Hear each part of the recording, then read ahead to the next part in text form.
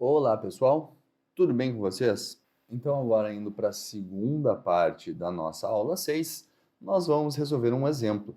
Este exemplo está sendo revivido, então, da aula 4, onde nós desejamos encontrar o volume ocupado por 10 kg de N-butano, novamente a 18 atmosferas e 500 Kelvin, mas neste caso a gente quer utilizar ambas equações de Hadley-Strong e Penn-Robinson para resolver este problema. E depois nós vamos comparar as respostas obtidas pelos dois métodos com a lei dos gases ideais. Então, o que nós vamos fazer neste programa é criar duas funções distintas, uma para Hadley-Strong e outra para Penn-Robinson, para nós encontrarmos os volumes molares e depois calcularmos o volume total. Então, a gente tem aqui todos os dados do N-butano, as equações de Hadley-Strong e as equações de Penn-Robinson.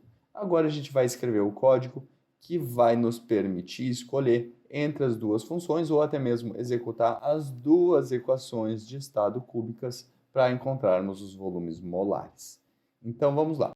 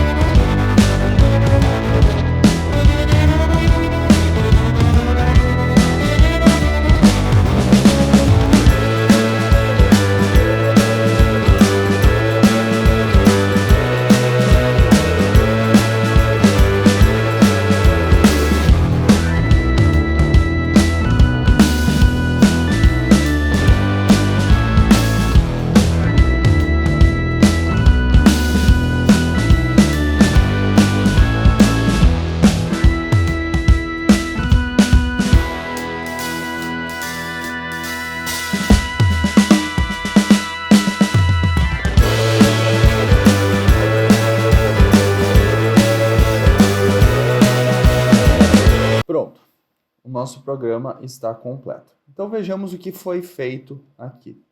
Nós tínhamos então, relembrando, 10 kg de N-butano a 18 atm e 500 Kelvin. Nós queremos encontrar os volumes através das equações de Hadley-Strong e Penn-Robinson. Então nós temos todas as informações necessárias aqui embaixo e iniciamos a programação do nosso código. Na primeira linha, nós importamos o pacote NumPy. E então, na linha 3 até a linha 8, nós definimos a função de Hadley-Strong, aqui chamada apenas de RK. Os argumentos desta função são, então, o volume molar, constante dos gases, temperatura e pressão, temperatura crítica e pressão crítica. São essas as informações necessárias para a equação de Hadley-Strong. Então, nós encontramos os parâmetros A e B e calculamos o valor de F de Redlich-Kwong. Ou seja, esta equação aqui na linha 6 é a mesma equação do enunciado do problema. Nós apenas escrevemos esta equação na sua forma cúbica. Então, nós temos na linha 6 a própria função de Redlich-Kwong, que vai ser calculada substituindo os valores que foram dados no argumento. Na linha 7, nós temos a derivada da função escrita na linha 6. Depois, na linha 8, nós pedimos para o programa retornar os valores de f e também de df, separados por uma vírgula. Assim, quando nós chamarmos a função rk, ela vai ser executada e vai voltar com essas duas respostas para o código principal. Na linha 11, nós definimos a função que vai conter a equação de estado de Peng-Robinson. Assim, nós temos como argumentos volume, constante dos gases, temperatura e pressão, temperatura crítica, pressão crítica e também o fator acêntrico neste caso. Na linha 12, nós calculamos a temperatura reduzida, calculamos depois os parâmetros A, B e K da equação de Peng-Robinson, também calculamos alfa e depois a função de Peng-Robinson. De novo, esta é a mesma função que está escrita no enunciado do problema, porém agora ela está escrita na sua forma cúbica. Então, nós calculamos a função de Peng-Robinson quando nós substituímos os valores dados no argumento, na chamada da função. Na linha 18, nós calculamos a derivada da função da linha 17 e na linha 19 nós pedimos para o programa retornar ambos os valores de f e df. No código principal, então notem a indentação, nós adicionamos primeiramente as constantes do problema. Então nós temos aqui a constante dos gases, a massa de N-butano, a massa molar, temperatura, pressão e os dados de N-butano, temperatura crítica, pressão crítica e fator acêntrico, que a gente pode obter nos apêndices dos livros de termodinâmica. Na linha 30, nós calculamos o volume molar pela lei dos gases ideais. Este valor ficou alocado na variável chamada V0. Esta variável foi chamada de V0 e não de V de gás ideal, porque ela vai servir como chute inicial para as duas equações de estado, de Peng-Robinson e de Redlich-Kwong. Então, na linha 30 é calculado o volume molar de um gás ideal e a gente aloca este valor na variável V0. Na linha 32, então, a gente começa o método de Newton-Raphson para encontrar a raiz, ou seja, encontrar o volume molar, através do método de Peng-Robinson. Então, iniciamos o contador de iterações, definimos o número máximo de iterações, definimos uma tolerância e definimos o chute inicial. O chute inicial, neste caso, é convenientemente dado exatamente no valor encontrado para um gás ideal. Assim, a gente sabe que o nosso chute inicial está próximo o suficiente da raiz da função de Peng-Robinson. Então, a gente sabe que a gente deve convergir para o valor do volume molar de um gás. Na linha 37, então, a gente começa a estrutura de repetição while para encontrar a solução. Na linha 38, nós chamamos, então, a função Peng-Robinson, que é a função definida aqui na linha 11, com os mesmos argumentos, VRT, P, TC, PC e W. V aqui vai ser chamado de PR, então notem que o que importa, na verdade, é a ordem de entrada dos dados, como foi dito anteriormente. O primeiro argumento é um volume, então aqui o primeiro argumento é um volume.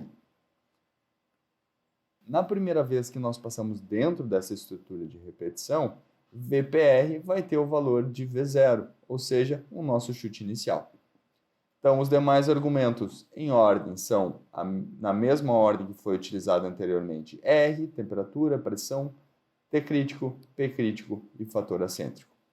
Assim, nós utilizamos o método de Newton-Raphson, que vai calcular o próximo valor a ser utilizado do volume molar através da equação de Penny-Hobson, como sendo igual ao valor atual menos o valor da função no ponto atual dividido pela derivada da função no ponto atual.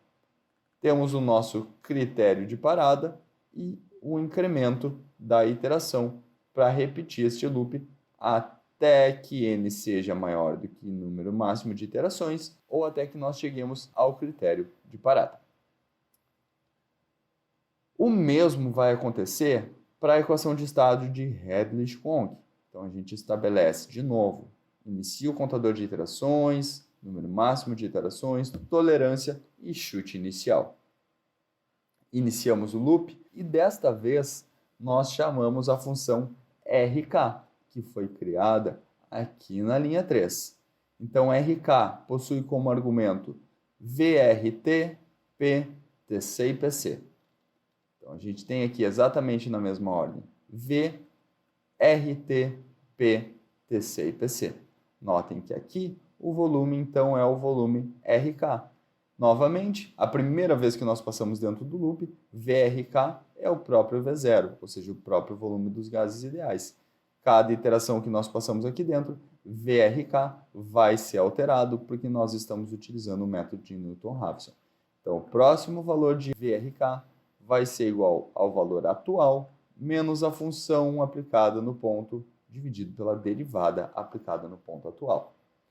Notem que, como nós pedimos para as duas funções retornarem dois valores, f e df, quando nós chamamos estas funções, e as chamadas foram dadas aqui na linha 50 e na linha 38, o lado esquerdo da igualdade contém dois argumentos, que vão receber, respectivamente, f e df, na mesma ordem com o que foi definido aqui no return dentro das funções f e df.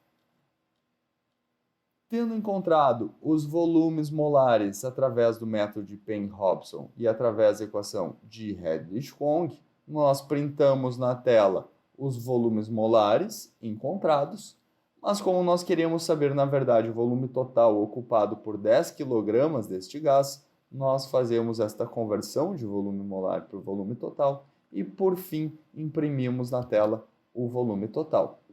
Agora eu coloco para rodar o código e nós temos, então, a relação dos volumes molares gás ideal, Penny-Hobson e Redlich-Kwong, e depois os volumes totais para gás ideal, Penny-Hobson e Redlich-Kwong. E assim a gente utiliza a definição de funções dentro do Python para calcular cada uma das equações de estado.